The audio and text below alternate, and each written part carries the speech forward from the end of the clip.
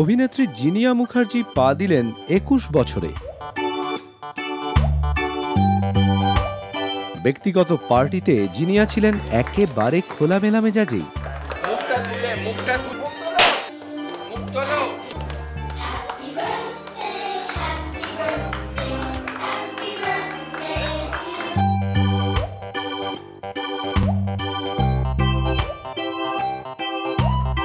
পুজোতেই মুক্তি পাচ্ছে তাঁর চারটি ছবি।